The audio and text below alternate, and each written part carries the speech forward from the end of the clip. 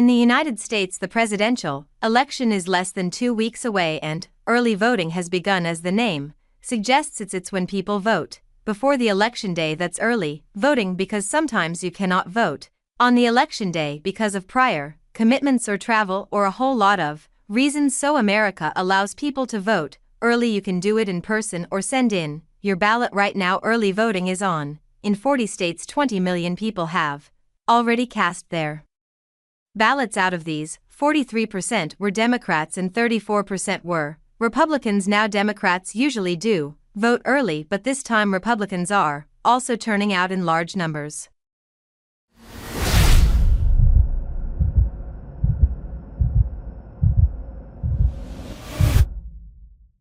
I'm voting for Donald J. Trump, and the reason being I love his policies.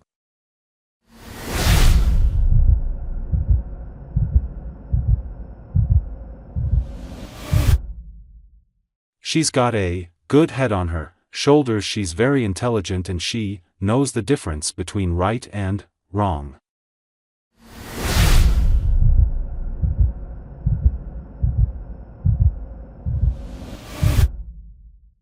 So bipartisan early voting is back, and it's crucial in an election as closed as this one. Look at the nation-wide polls. Kamala Harris is polling at 48.1%. Donald Trump is at 46.3%, so Harris is leading by 1.8 percentage points. It doesn't mean very much. It falls within the margin of error. Then there are these key swing states: Pennsylvania, Michigan, Wisconsin, and Nevada. They decide who wins this election. Trump and Harris are tied in these states. It tells you how close the contest is. So what are the two parties doing? Well, Harris is touring the battleground states, the swing states that we just mentioned. So is her running mate Tim Walz. They have Barack Obama backing them. He even took to rapping to woo some voters.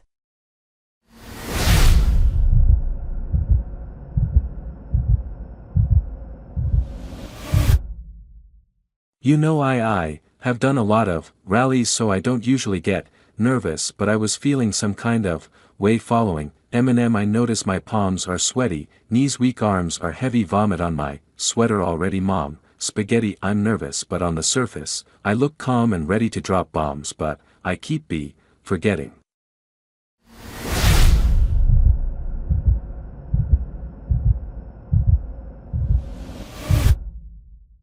Eminem and Obama. Democrats are bringing out some big names. It also betrays their desperation after these rallies. Harris is taking an unlikely detour. She's going to the red states: Texas, Kentucky, and Florida. Now in America, states are called red and blue according to their political preference. Red states vote for Republicans, blue states vote for Democrats. Only a handful of states keep swinging between red and blue. These are the swing states, and most candidates focus their energy on the swing states. Then why is Kamala Harris going to red states? What's her campaign strategy, especially with respect to Texas? This is the reddest of red states. It's voted for a Republican for the Republican Party in the last 10 presidential elections, so 40 years, and that's not going to change this time. So why is Kamala Harris campaigning in Texas? Apparently the Democrats are not going to get the votes, or not going to do it to get the votes. Their strategy is to highlight a problem.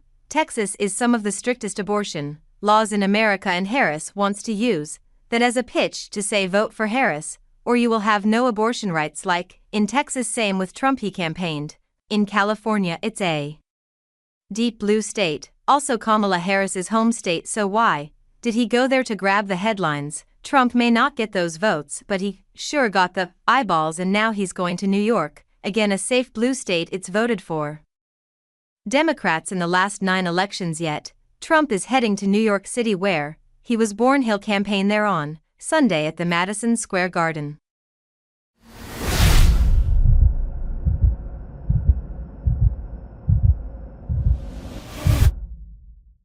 This election is a choice between whether we will have 4 more years of incompetence, failure, and disaster, or whether we'll begin the 4 greatest years in the history of our country. Will do something that nobody will even believe.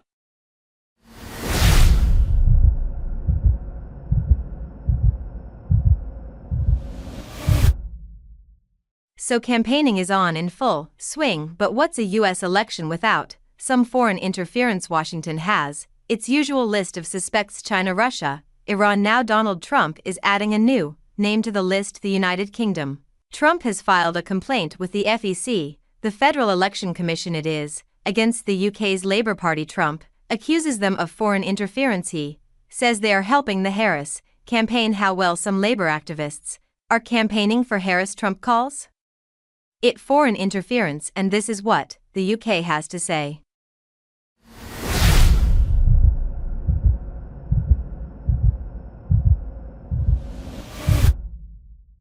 People in their own time often go and campaign, and that's what we've seen. It happens in all political parties. People go and campaign, and they do what they want to do in their own time with their own money.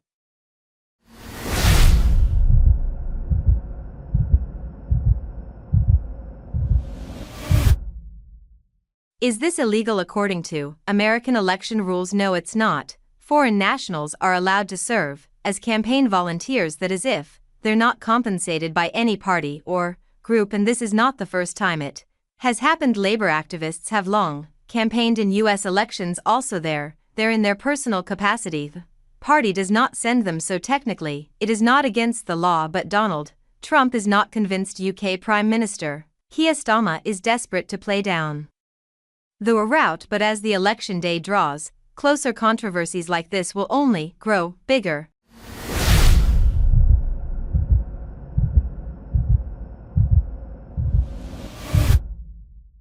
Thanks for watching this video.